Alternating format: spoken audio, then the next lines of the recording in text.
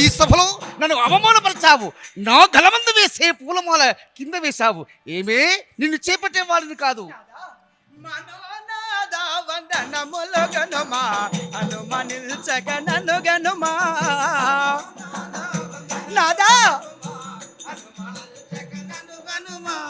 మనోనాద వందనములగనుమా అనుమనిల్చగననుగనుమా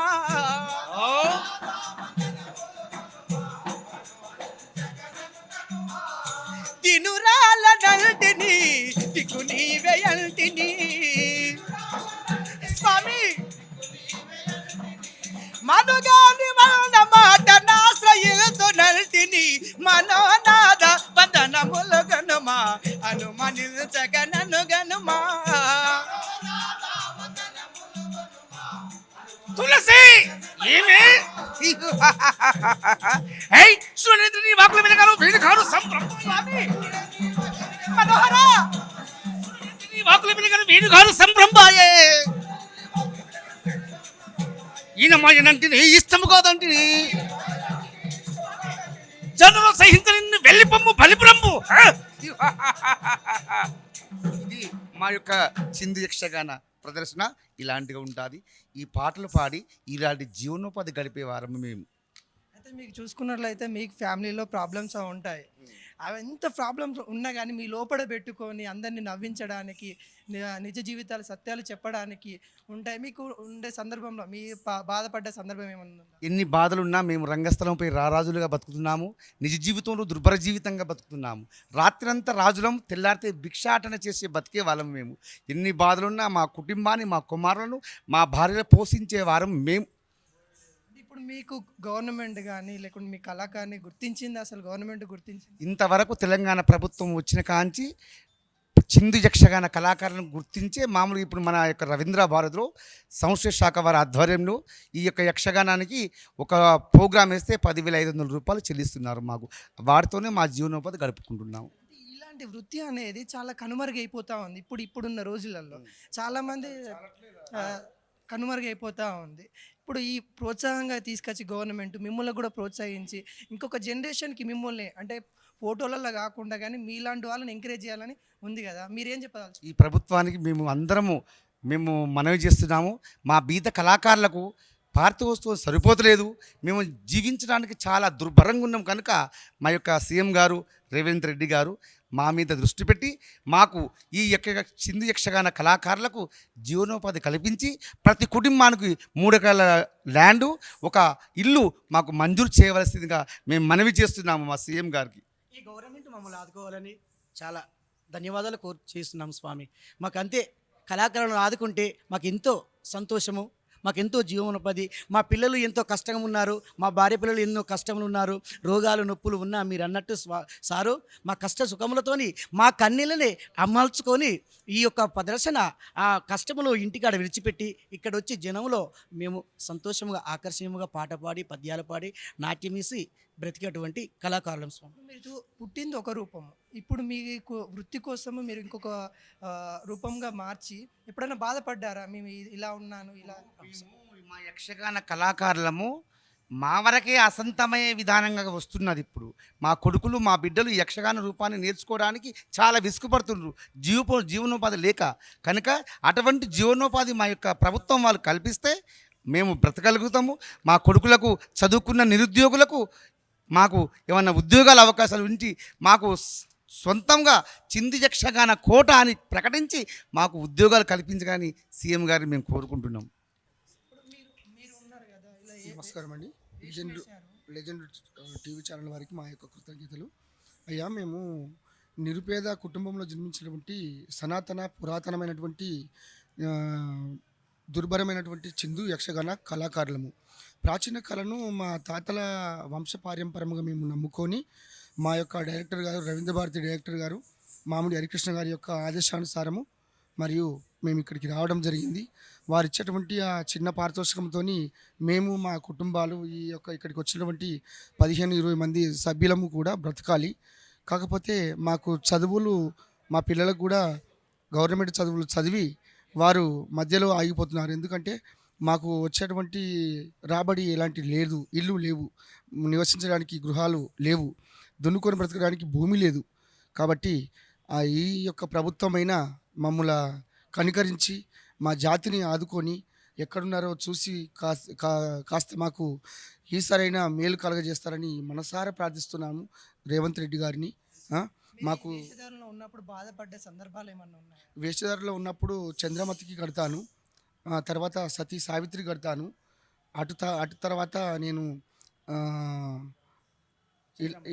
ఇలాగా ఎన్నెన్నో పాత్రలు వేస్తాను. చిన్ననాటి నుండే నేను నేర్చుకుంటూ ఈ స్థాయికి వచ్చాము. చాలా బాధపడతాము. ఈ యొక్క హరిశ్చంద్ర నాటకం ఆడితే అందులో చంద్రమతి వేసి మా బతుకు కూడా మా ఇంటికాడ ఇలాగే ఉంది అనుకుంటాము. మరి అదేవిధంగా మేము చేసేటువంటి ఏ ప్రోగ్రాంలు చేసినా కానీ నిజ జీవితంలో మా మనసులోన ఎంతో బాధను ఉంచుకొని ప్రజల మన్నన కోసము నవ్వుతూ కలకలలాడుతూ కన్నీళ్లను దాచుకొని మేము వారి ముందు ప్రదర్శిస్తాము.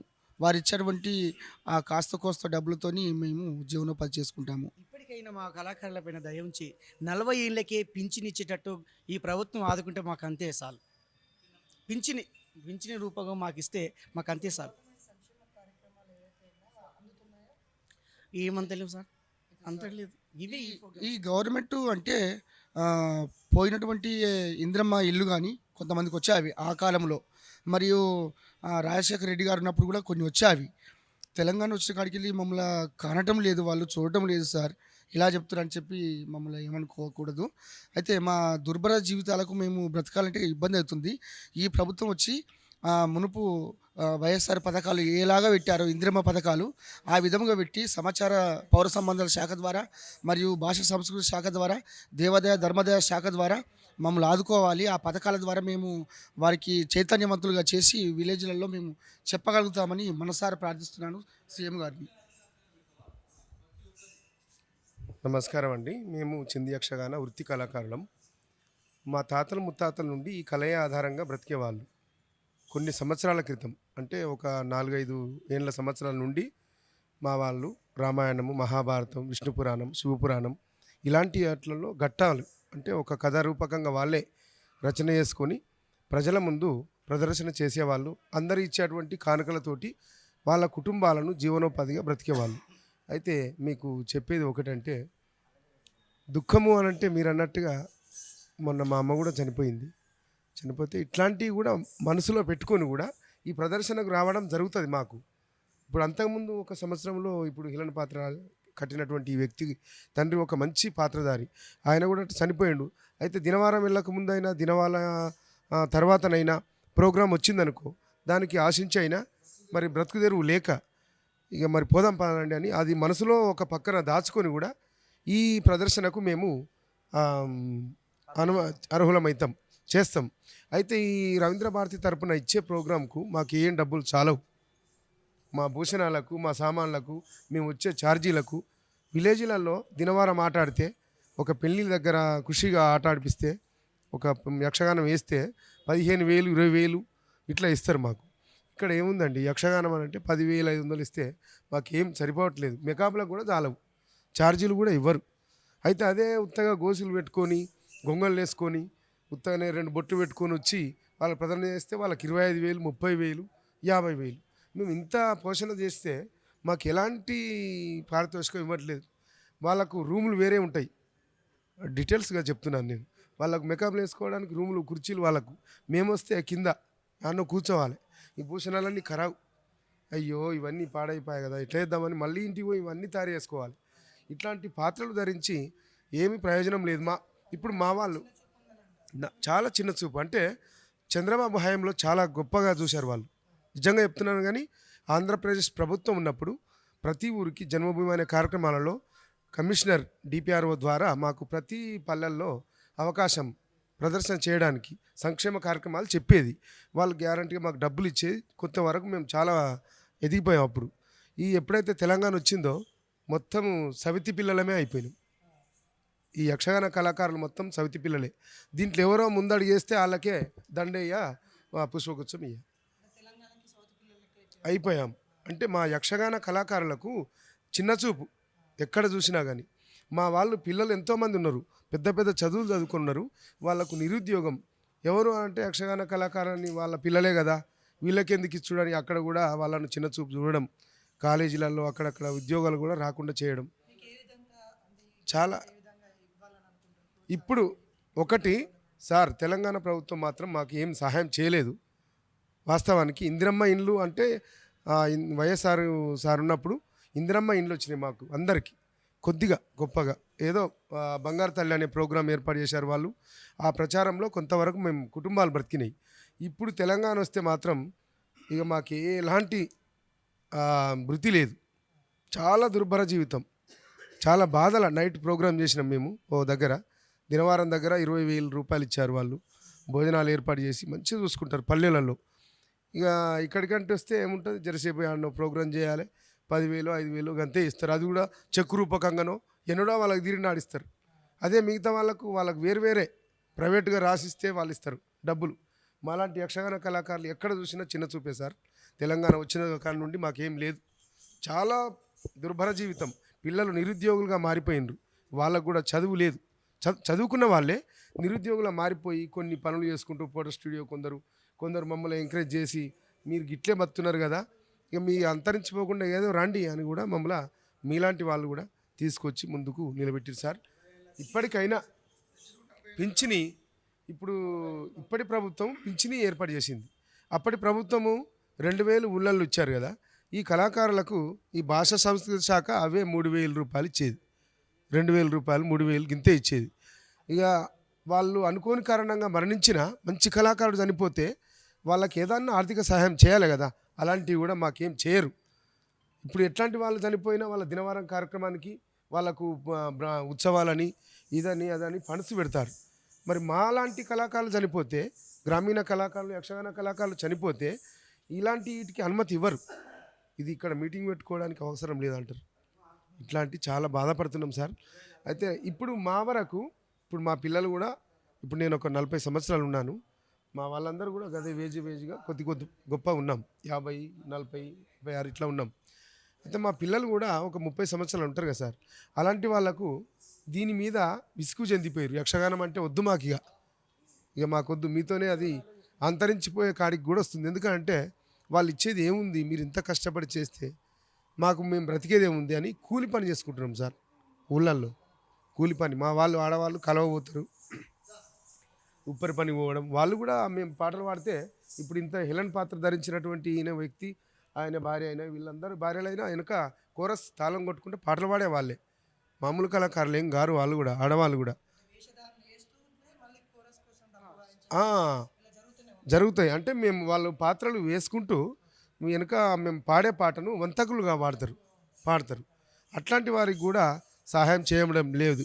ఏమున్నా వాళ్ళు ఇక గోసి గొంగడి పెట్టుకొని రుమాలు చుట్టుకొని రారో ఎల్లన్నా పోరో మల్లన్న అంటే అది పెద్దది సప్పట్లు మోగుతాయి. ఇట్లాంటి పాటలకు అట్లాంటి డైలాగులకు స్వయంగా రాసినటువంటి రాతలు కాదు. మాకు మేకప్లు కూడా ఒకళ్ళు వేరే ఉండి వేయరు. ఇప్పుడు లేటుగా అర్జెంటుగా వేయాలంటే లేటుగా వస్తాం ఒక్కొక్క దగ్గరికి, వాళ్ళందరూ దబ్బున తయారవుతారు. మరి మేము ఇవన్నీ భూషణాలు, దానికి తగిన భూషణాలు ఏర్పాటు చేసుకోవాలి కదా సార్. అలాంటి సమయం అంటే ధనాధన మేమే, ఒక మనిషి ఉంటాడు కొందరికి మేకప్ వేయడానికి, మాకుండరు, మేమే వేసుకుంటాం మేకప్లు. ఆయనే ఈయనే లేడే ఇట్లా మేమంతా కలిసికట్టుగా ధన ఒకరినొకరు చూసుకుంటా తొందరగా ఆడ అందాలి. మనము అక్కడికి సభ ఏర్పాటైంది కదా, తొందరగా మనం ఆడ అటెండ్ కావాలి. మరి ఎట్లా అని ఇంత రకంగా మేము తయారవుతాం సార్.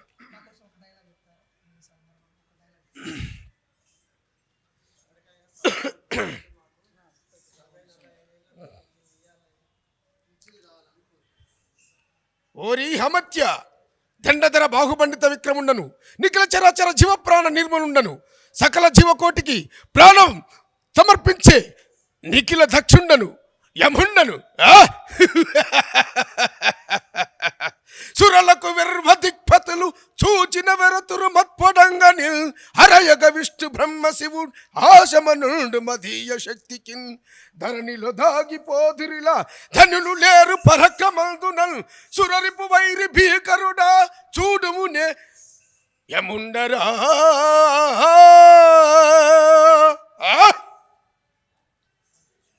మేడం, మీరు ఒక